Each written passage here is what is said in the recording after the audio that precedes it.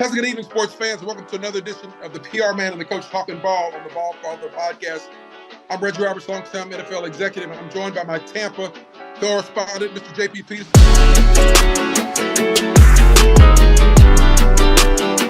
What's up, man? What's up, Reg? How you doing, brother? Good, man. I know it's a little late for us. Just wanted to get this in. I know we're both running around and busy with a lot of news in the sports world, NBA world. Always news in the Bucks, and I know you've always got stuff to talk about with your Lightning. Just want to kind of dive right into it and talk about, one of the hot stories in the NBA right now, featuring, obviously a guy who's supposed to be in the coming years the face of the NBA, Ja Morant, who's a star point guard for the Memphis Grizzlies, who's kind of been in the news for all the wrong reasons lately. There's been one incident after the next, and obviously the one that's kind of got all the attention was allegedly there was some sort of Instagram live thing that Glendale police in Colorado ruled a couple hours ago that there wasn't a gun. But it's obviously conduct. It's not good for him. It's not good for the NBA. And it's something that needs to be addressed, obviously. Yeah, well, I think they said they didn't find the gun after the incident. There was clearly a gun. But we don't know if it was a squirt gun or whatever. Look, it is what it is. When I was doing some research on this, I was reading all the transgressions from this young man, Ja Morant, and it's kind of weird. The people that are surrounding him have been, sounding the alarm bells. Nothing has actually really happened in terms of a shooting incident, but there always seems to be guns around him, and there seems to be a feeling that he wants to portray some type of image that maybe, when he was growing up, he really wasn't a part of, which is kind of weird. It just seems like, and this is hard, and I kind of empathize, and I know you do, Reggie, because you've dealt with so many of these young men. We heap all this praise and adulation and the money that they get. I mean, he just signed a $231 million contract. He's 23 years old. Lord, $231 million when I was 23, Reg, I would not be 24. No. I don't know if I'd make it there. No. It's crazy. And so I'm not trying to give this young man a pass, but it's clear that he's got some issues going on and needs some mentoring, needs some people to surround him and love him up and get him pointed in the right direction, because this is a dangerous time. And I would really applaud the Memphis Grizzlies for taking the time in a playoff push in a time where, my Lord, they have a good enough team to win the whole damn thing. And their star player is clearly showing some signs of stress and dealing with things in a poor manner. And they said, you know what, you need to take some time away. And let's hope he's getting the help that he needs and getting the mentoring that he needs. And he needs to be, and this is where maybe there needs to be some type of leadership or heavy hand come in the mentoring phase. Hug this guy, have somebody that he really, really respects in the league, whoever it might be. Travel with him for a while, mentor him up for a while, and really show him the Michael Jordan businessman way of being an NBA player. This is not a party, a nonstop party. This is your job. This is your business. This is how you be a professional, and it's time to wake the hell up. And that's what this young man needs. Now, maybe somebody's approached him to try to get that done, and he's resisted it. I don't know that, but I think Memphis is doing the right thing. I think you're spot on all that. I think that's a great take on it. As we were talking a little bit off the air, it reminds me a little bit of when I worked with Mike Vick in Atlanta. I mean, there before the dogfighting thing kind of came down in 2007, there were a series of things that happened with Michael, with the water bottle at the Miami International Airport. There was an incident with a watch that his brother may or may not have put in his pocket at the Atlanta airport. There were a series. There was a missed opportunity with a United States congressman. There were all these things that led to it, and we did. There was an organizational intervention with Michael, and we talked about it. And we all thought he was headed in the right direction. There was a really quiet period where everything was going well, and then but Bob Vitrino's there, and we were working out in our barn, and Michael had probably off season. He was checking off scrimmage. He was throwing passes. He was throwing deep. I mean, the guy, talent-wise, as we all know, Michael had a cannon on his left hand, a cannon. And was like they're looking like he looked like a real quarterback, and then the whole thing blew up with the dogfight. But you're right. I give Memphis a lot of credit for sitting him down there in the middle of a playoff push, for sitting him down. And I think some mentoring, you're right, some mentoring needs to take place from the perspective that someone needs to explain to him that, okay, look, $231 million sets you apart from everybody you grew up with. That's life-changing. It's generational changing. It can change the trajectory of your children's children, and their children. So, the whole thing with the guns, we leave that, from all accounts, the people who deal with him, people in the front office who talk to him. I've got a really good friend who works in the Memphis front office. They all love him. They say great things about the guy. But for some reason, he's got this whole thing where I want to be a hooligan. I want to be a thug. Okay, Shannon Sharp, who I don't agree with on most things, nailed it the other day when he said, "Hey, Ja, you're not about that life. Stop trying to be about that life. You don't need to be about that life. You need to focus on the talent that the good Lord gave you and be a basketball player. Be a great basketball player. Become the face of the NBA and leave that other stuff to just leave the other stuff alone." 100%, Reg. I hope it happens, because he's got an opportunity. There's not a lot of players in this league that I'll stop the remote and say, "Oh, Ja's playing. I want to see this." He's that guy. They come along very, very rarely, and he's got a great opportunity. The league knows it too. And I think they would really, really like to see him clean up his act, because he's a hell of a player. It'll be worth watching, down the stretch to see what happens. But you're right. He's the guy that when you find out he's on, you tell your girl, "Hey, listen, I got, Ja's playing that. I got." Speaking of the guy that you go home to watch, the guy that the Phoenix Suns just got, KD, who's got those guys. He got there. Since he got there, they're 3-0. I don't know if you got a chance to see the game on Sunday in Dallas. He was magnificent. I mean, he played a great game. He's averaging 36. He had 36 points on Sunday against a 126 win over the Mavericks. He's averaging 26.7 points. Tonight he makes his home debut in Phoenix, and in that game against his old team, Oklahoma City. I'm thinking this, based on the schedule that the Suns play. They play 4 of the next 5 at home, 10 of the next 17 at home. They've got to be a finalist. They've got a really good chance of making the finals, in my opinion. I really do think they got a good chance. Well, I think of this, the core of this team, Chris Paul and Devin Booker and DeAndre Ayton, they almost won the title a couple of years ago. And and I thought that was the up and coming team. They've had some injuries and some other issues since then. I thought this team is this could be a dynastic team. This is how good these guys are, as long as Chris Paul keeps playing at that level. And now you've added, arguably the best scorer in the game when he's healthy, and still at age 35. Kevin Durant is money. I mean, he's hit shooting 60-something% since he got there. 69. That's ridiculous. This is not, he's not standing next to the rim, shacking it, down every single time. This guy's making threes. His pull-up game looks as good. I mean, there is no rust in his game whatsoever. And when you combine him with Devin Booker, who I think is the top 5 player in the league as well, they're both averaging over 62 points. When you combine them, over 62 points a game for the 3 games. 62 points from 2 guys every single night. Defend that. I mean, it's only one. You got to go back to this, Reg. You got to go back to 1961, 62 season when Wilt was still, and a couple other guys did that. That's how long it's been since 2 guys averaged 62 points in 3 straight games. This is a combination, a lethal combination. Now, if Durant can stay healthy, and that's been an issue, as spindly as he is, I don't see anybody beating them. Who's beating them? No, exactly. I mean, it looked, he had 36 points on Sunday, and it wasn't a laborious 36. I mean, he was kind of.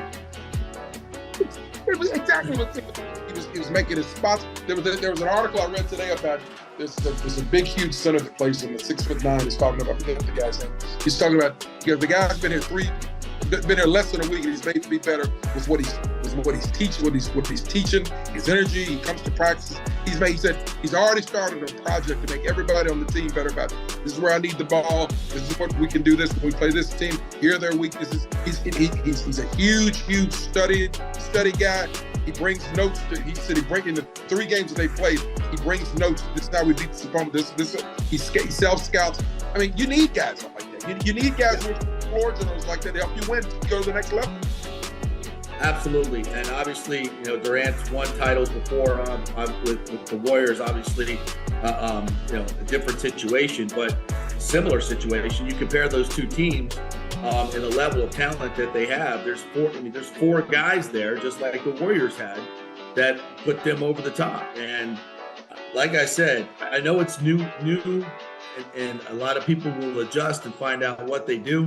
But as varied as their games are and the different things that they can do, that's a serious contender right now. What, they're 4th in the West?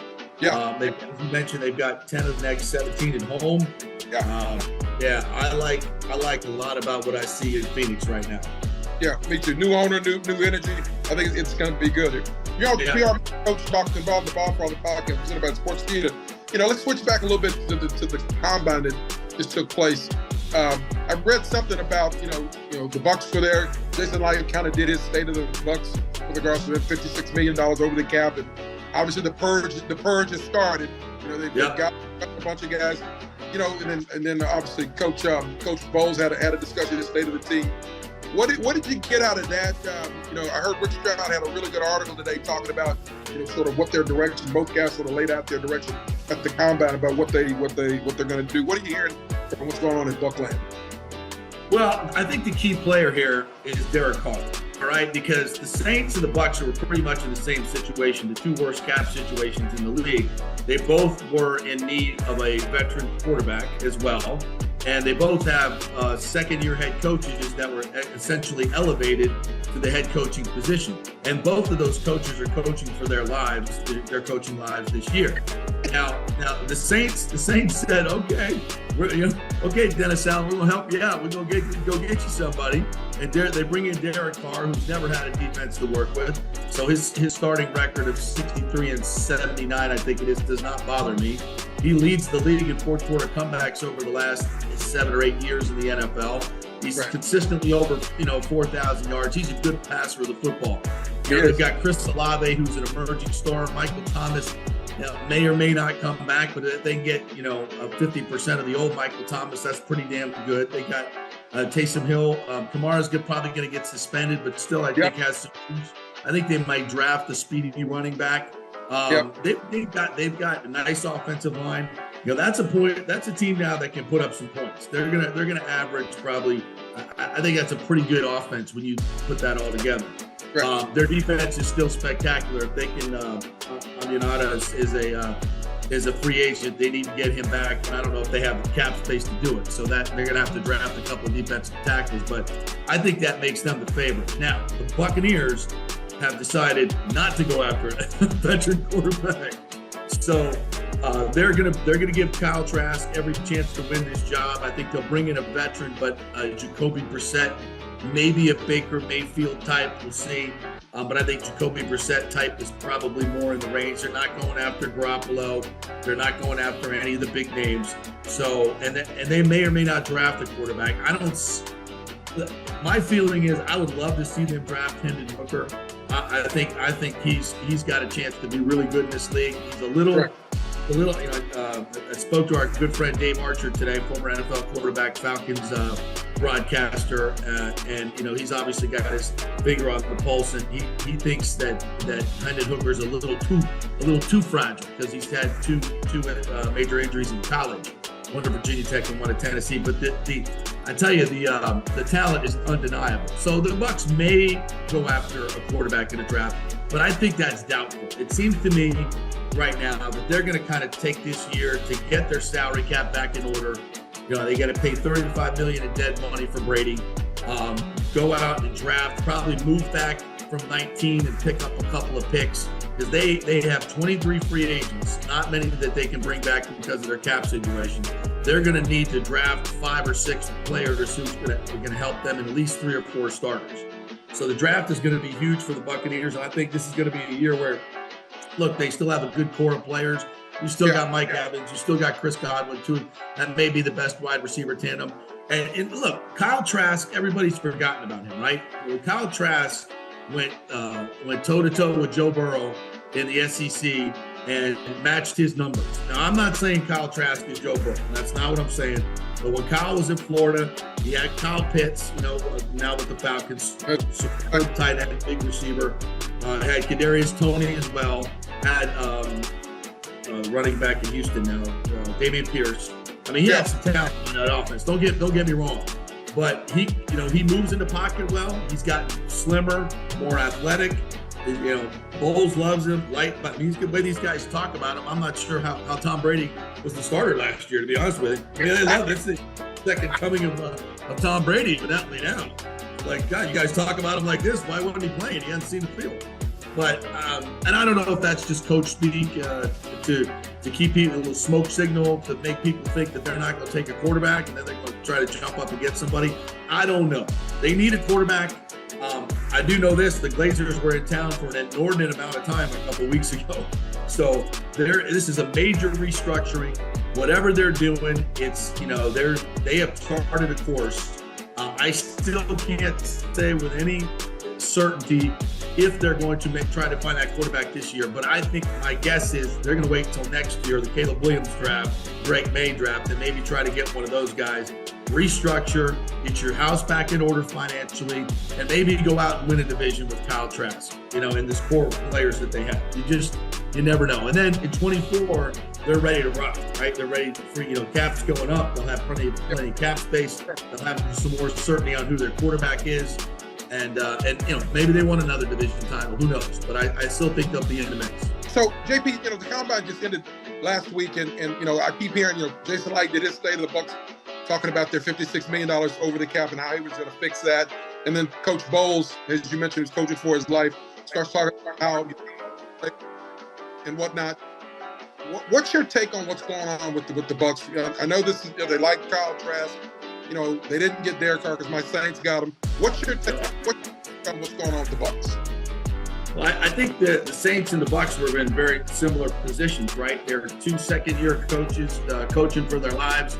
They both needed quarterbacks, both way over the salary cap, and they took two different approaches as far as what I can see right now. The Saints said, we're going to go get Derek Carr. We'll figure out the salary cap stuff. They may have to, dump some players, but we'll see. But right now, they're the favorites, right?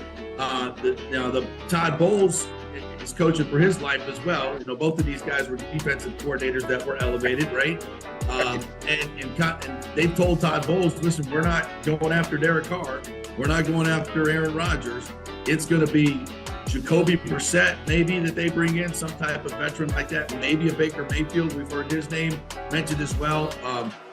With Dave Canales, the new OC from Seattle.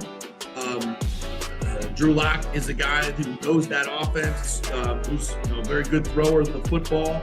Yep. Hasn't really gotten a great shot with the great surrounding cast. His time in Denver was certainly a lot less than that. So I think maybe Drew Lock is the guy that they bring in, and they may draft the quarterback too. I think maybe if Hendon Hooker falls to them in the second round, I think that might be a wise pick. They've got a lot of holes. They need edge rusher. They could probably drop the tackle because they got rid of Donovan Smith today. They could go offensive line. They could go defensive line. They could go corner because they did not franchise Jamel Dean, who's one of the top free agents out there. So they're going to need a starting corner. So they have lots of needs, and I think most of all, they may just trade down out of 19 and get more picks because they've got so many free agents that they have to sign. I mean, I think 5 of their defensive starters are free agents. So that's a lot of holes to fill of starting players. So their draft has to be huge this year. They got to find 3 or 4 starters and a couple other guys that can contribute. A couple of guys need to step up from last year. Zion McCullum was a 5th-round pick. Incredible physical specimen. Big guy, can run. Has no clue how to play in the NFL just yet. He went to a small college, but he's got great ability. So he needs to take another step. And they've got a big need for edge rusher as well. They're hoping that Shaq Barrett comes back out of torn Achilles and has that burst because that's his superpower, that get off. Yep. So there's a lot of holes on this team right now, and I think obviously this is a rebuild year for them. I think this is kind of a year to get their financial house back in order. They pushed so much down the road during the Brady years, which was obviously the right thing to do. And then come back next year in the draft and maybe get a Caleb Williams or a Drake May and have your future quarterback if something good doesn't happen in this draft, right? Somebody doesn't fall to you. So I think that's what they're playing for right now. I don't think, they're 2 years removed from winning a Super Bowl. The fans are still, we're still kind of in the glow of that. That usually buys you 4 or 5 years with the fans, right? So, I think the fans are fine with the limited rebuild here. And, Kyle Trask is an interesting cat. And the way Todd Bowles talks about him and Jason Light talks about him, I don't know how he didn't start last year over Tom Brady. He's got a cannon for an arm. He's out there every morning before everybody gets here. He's great study. He's crushing it on the scout team. Well, all right, here we go. Let us not forget, he's a second-round pick. He went toe-to-toe with Joe Burrow in the SEC his senior year. Had Kyle Pitts and Tony. Yeah, and Damian Pierce, good offense that Florida had. They're putting up 48 points every week. So the kid can throw it around. There's no question about it. Not super mobile, but, he can move around with what he needs to do in this Dave Canales offense. He's got Godwin. He's got Evans. Russell Gage hopefully will be healthy this year. Who they picked up from Atlanta last year was very underwhelming, but, had some good years in Atlanta. They'll probably draft a receiver. Rashad White, their running back that they drafted last year, I think is really a really good running back who is going to shine a lot this year. So if Kyle Trask can be a pretty good quarterback in this new offense, I think the Bucs have a chance to win, 8-9 games, which can win that division, the NFC South. I think you're right, but I think the division is going to be a little bit better. I'm very impressed with what Carolina's done. They Reich's put together a really good staff. I saw a really interesting stat. I think I'll show you this. They've got that staff 191 years experience, coaching experience, 75 years worth of players experience, guys who've played in the league 75 years. I think it's a really good staff. Jim Caldwell's on that staff. Dom Capers is on that staff. I mean, they got a lot of really, really good coaches on that staff. So I think overall the division is going to be better. Agreed. But I think the interesting thing about the Bucs is, if Kyle Trask can play a little bit, okay, you can fix the offensive line. You can get a couple of pieces there. They're gonna have the center. Ryan Jensen's back. He'll be better. They got to find the right tackle. Got to find the left tackle. But they've got enough. Tristan Wirfs. Don't forget they got Tristan Wirfs, who's I think he's the best right tackle in the game. They're gonna move him to left tackle. Right. And then they'll put Gedeke, who's a terrible left guard, back to the right tackle where he played in college. And last year's center, Robert Hainsey, also played right tackle for Notre Dame and played it really, really well. So they can move. I think Hainsey can also play left guard. They're going to have a very good offensive line next year, Reggie. Really good. And they got the young running back will be in his second year. He can play a little bit. Got a little wiggle to him. He can go. Okay, and then you got two Pro Bowl wide receivers. So if Trask can play just a little bit, okay, just a little bit, 8-9 wins, you steal one, you block a kick, you return a kick for a touchdown. There may be 10 wins in there for Coach Bowles. There could be 10 wins in there. I mean, I'm not ruling it out because I think the entire division is going to be a little bit better. And I don't. Is it a rebuild? Yeah, it's a rebuild, but I don't think they got to tear the whole house down. I mean, no, they don't. And I think a big key to this is Todd Bowles. Correct.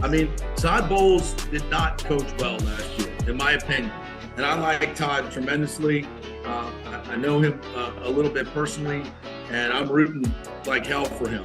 But if you're being an objective observer right now of him as a head coach, the reviews are not good. Last year was not good. There was a lack of accountability on this team. That they were making, as he said, day one install mistakes in a playoff game, leaving CeeDee Lamb wide ass open in the end zone. You can't do that.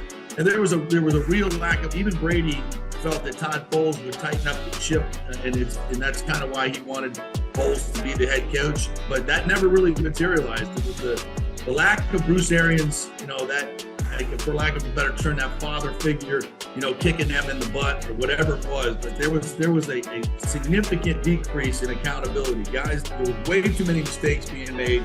and it was tolerated. You know, like they say in football, you're either coaching it or you're allowing it to happen.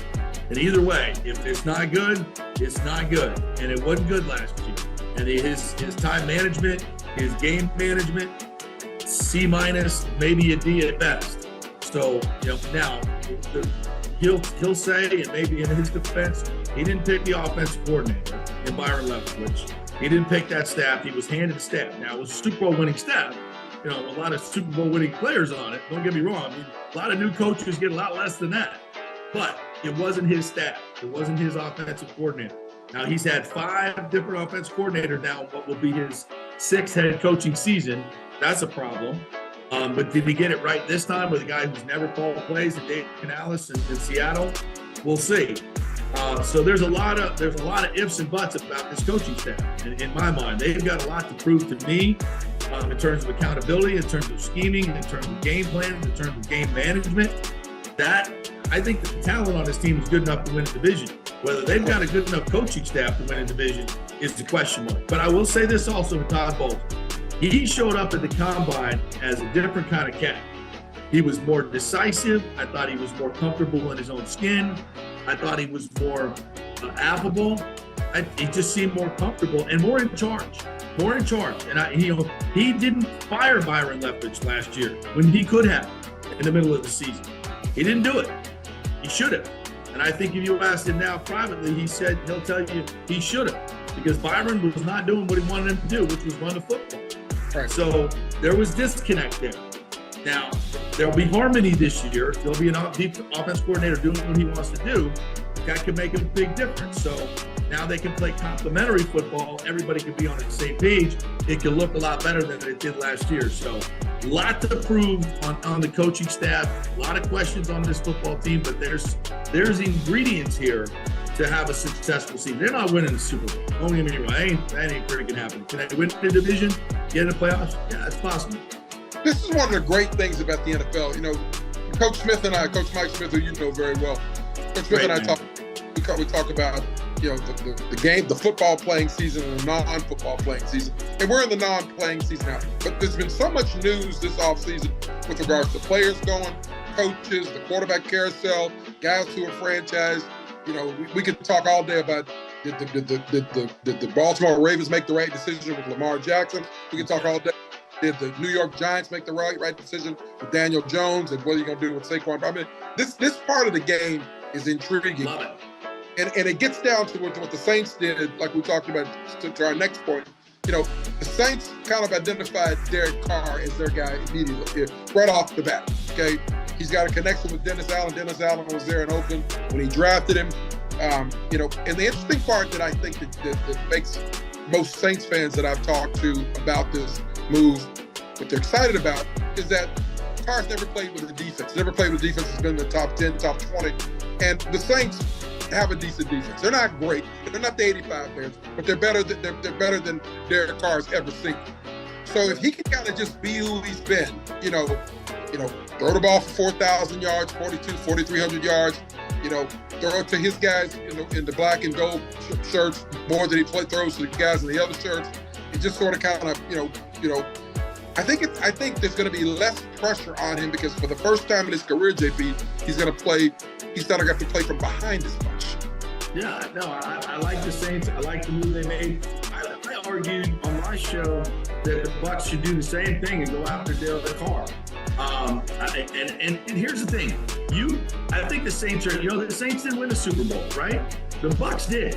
So I think the Saints have a little bit more urgency to go deeper into the playoffs and show they can do something without Drew Brees. And they know the formula. You get a veteran quarterback who can throw the football and is not going to, as you say, turn it over. You can win in this league. You know when you can't win? When you got Andy Dalton or broken down Jameis Winston or, Taysom Hill. That ain't going to win you anything. That's what they found out last year. We're finishing up with JP Peterson, the PR man, the coach talking ball on the BallFather podcast presented by Sportskeeda. The one thing about that JP, you've been covering sports your whole life. You know this. When the defense feels like that the quarterback, the trigger man, is a guy who can if they get down the fourth quarter, they know that this guy can bring us back. You're right. They play different. It's a different mentality. But I think the one thing that I've heard from people in the league, specifically from people who are at the combine, who told me this is going to happen, this transition is going to happen. They said this. They're saying, Carr's going to benefit from the fact that for the first time in his career, he's going to play with a defense where he doesn't feel like he's going to be playing behind. I can't stress that and state that enough. And I think that gives him the confidence to know that, you know what, I'm not going to have to go in every game knowing that, third quarter we're going to be down by 10 points, 12 points, because you play differently. You press, you start thinking you got to make every play. He doesn't have to make every play here. He just has to make the plays he needs to make and not throw the ball to the gas for the wrong shirts. Yeah, absolutely. And guys play harder when they know they got a quarterback that can bring them from behind. I saw Tom Brady have that same effect on the Buccaneers even last year when their offense was god-awful. They were a team that always knew that if they had 2 possessions left and they were 10 points down, Tom Brady was going to win that game. And he did it against the Rams and did it against the Saints. And it just gives your team that confidence that they can always come back and win. And that's a big deal because, there are many times in these games in the league where guys start making business decisions and they don't think that their team can win. And they're, maybe not a lack of accountability. And there's another thing about Derek Carr. You remember 2 years ago with the Gruden disaster in the middle of the season, right? And then the Henry Ruggs thing. I mean, my God. And who was up there in front of the microphone taking all the questions? And, tough questions. Tough questions. And he handled it like a freaking champ, dude. That guy has got some gravitas. He's got some charisma, and he's got some onions. And guys respect that. As you know, if you got a quarterback that is like that, guys respect it. They follow it. It just gives your team a completely different aura. Now, I know people sit there and say, this is Derek Carr we're talking about here, 63-79 or whatever his record was. But again, terrible defense, terrible organization. Raiders, they're a terrible organization. They don't draft, they're just terrible. And he's been consistently good, over 4,000 yards, the comebacks. I mean, now he's with the Saints are, thanks to Sean Payton and many years, they've become a pretty damn good organization. They were once a dumpster fire. They're not anymore. This is a team that went to the playoffs consistently for a lot of different years. They need another Drew Brees, and damned if Derek Carr doesn't look a lot like Drew Brees. I think it'll be better. I think it's going to be a better look, and I think it's going to be the NFC South, which was obviously the worst division. The worst division, yeah. It'll be better. Yeah, hey, we're finishing up on the PR man with the coach talking ball with JP Peterson on the BallFather podcast presented by Sportskeeda. Hey, what's going on in the with the ice rink here? What's going on with the boat? Man. Yeah, I've been waiting to do this. I did this just for you, Reg. I see the rock, baby. I see the rock. I'm jealous. This is the foundation of this team. These are Stanley Cup champions through and through. But this 5-game losing streak, they hadn't been that ugly since 2014. That was a long time ago. And I just think this team has just hit a mental, emotional, and physical wall. They have gone deep into the summer, extended seasons because of COVID, right? And played so much freaking hockey in the last 3 years. And now they're getting everybody's best every single night. I'm watching the games, I'm working the games, and you just see it. These other teams come out with freaking lightning in their eyes because that's the Tampa Bay Lightning, and we owe them. They've been kicking our ass forever.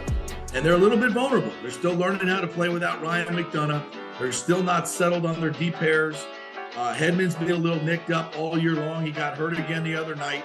But, man, they went to Carolina and got their ass kicked. They didn't have a shot in the second period. It was just awful. And they couldn't even get the puck. It was so bad. Now, last night they beat the Flyers, who are not good. But they beat them. They got behind early on. Vassy let in another softie, which it's been far too numerous this year. But they came back, and they were 3 for 6 on the power play. The power play was good last night. The penalty kill was good, 3 for 3. And they had a little bit more jump, a little bit more energy, a little bit more speed to their game. And they got some much-needed confidence. Now, again, Philly is not a good team. They're the second worst team in their division. But they were coming off a nice 3-1 win over Detroit. So they had a little bit of excitement to them. But the Lightning look better. They look better. They're not out of the woods, though. And right now, if I'm being honest about this team, their chances of winning a cup this year probably diminished. But you look at what the Rangers have done, and adding Kane, and look at what the Toronto has done. And even though Ryan O'Reilly is hurt now, these other teams have added some really, really nice pieces. Now, the Bolts did add 2 guys, Mikey Eyssimont. They added in Tanner Jeannot. And I think both of these guys are really, really good additions. And you may have seen Tanner Jeannot knock out Riley Stillman the other day with an uppercut. Oh my, did you see that? Dropped him like a rock. And and that stuff goes around the league like wildfire. Like everybody saw that and they went, damn, I ain't messing with that dog. He has got a lethal uppercut. And so, and even the other night, it's like he gets a little bit more room in front of the net now. Nobody's messing with that cat. And Eyssimont add a little bit of speed, a little bit more tenacity. So under the kind of wire additions here, nobody was really talking about. But Julien Brisebois has 3 times now at the deadline added really, really key pieces to this team, and been absolutely murdered for what he gave up. Oh, you can't give up that many first-round picks. You can cup. I mean, it's like, I'm not doubting this cat anymore. With no cap room at all, he added 2 pieces, a really good piece of sandpaper in Jeannot, and a nice piece of energy in Eyssimont. Didn't really give up. Well, he gave up a lot of 3rd, 4th, and 5th round draft picks. He gives a rat's. They're gonna make the team anyway. They're not gonna play it. They're never. If they do play, it's not gonna be till 2029. Nobody cares. It's all be gone by then. Exactly. The window's closed by then. So yeah, I think they have played terrible the last, and it's not just the 5-game losing. They have played terrible since the All-Star break. They have not been good. Now, last night was a good test. I mean, a good sign. Tomorrow night, the Thursday night, is a great test. When Las Vegas is into town. Yeah, Vegas is coming in, and they play that really, physical type of control game that sometimes gives a lightning fit. So we'll see what happens in this Thursday night game against Vegas. But I think I'm cautiously optimistic about the additions, but they got to find their mojo again. They got to find their energy. They got to find that reason to play their ass off. It's hard. When you've had this much success, it's hard. But the core leadership in that room, with Stamkos and Point and Kucherov and Vasilevsky and Hedman, those guys are winners. They know how to win, and they know how to self-motivate themselves. So I mean, as I sit here, do I think they're going to win another cup? Probably not, but it wouldn't shock me. If Vasilevsky gets back to playing the way he can play as the best goalie on the planet, then they got a shot to win every series.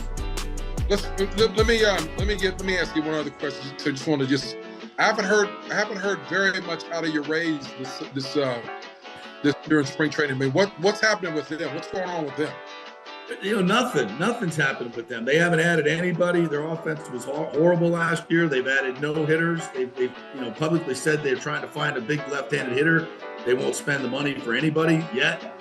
Tyler Glass now, keyword being Glass, now hurt again. He's going to miss probably the first 2 months of the season. But they still got great pitching staff, even without Glass now, who I think can be a top 5 pitcher in the league when he's healthy. They've got last year's All-Star starter Shane McClanahan, Rasmussen. They've added Zach Eflin from the Phillies, who was pitching in front of the worst defense in the league last year and now has the best defense. He'll be effective. They've still got a great bullpen, great arms.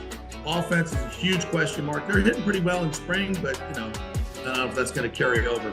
They're just a team right now that I think is going to have a very soft schedule in April. So they should get off to a nice start. And if some of their guys can come back and play the way they played previously, Brandon Lau was a 39 home run guy at second base. He could be one of the best power second basemen in the league. Wander Franco has to step up and play in full season. He only played about half last year.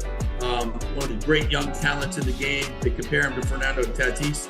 He needs to be that guy. Yanni Diaz is a good hitter. They need a Rosarena to pop. And he's shown some signs of a little bit more maturity this year. There was a story out there that I couldn't believe. It's like he didn't even read the scouting reports the first 3 years he was here. It's like wasn't even paying attention to how pitchers attack him. He was just going up there and swinging. And that's what led to his ridiculous inconsistency. I mean, 1 month he's carrying you, next month he's striking out 15 out of 20 times. And it's up and down, it's up and down, it's up and down. So he's, he made more outs on the bases last year than the Bad News Bears in 4 sequels. He said that he's going to play with more maturity in his game. He's going to, try to be a better professional. And then if he can do what he's done, 35 steals, 20 home runs without reading the scouting report, imagine what he can do. He applies himself. So, yeah, just go to the bathroom, just read it. Hey, we'll leave it there, big man. Listen, always a pleasure to get sort of what's going on in Tampa. Obviously, it's a big market for us with regards to what's going on in Tampa. So I'll have the TV on tomorrow to watch you call the do the Bolts game against Las Vegas, and we'll keep an eye out for what's going on in Bucs land, and we'll be back at you, man. Sounds good, Reg. Always a pleasure, man. Enjoyed it. Have a great and take care. Talk soon. Thanks. Bye-bye.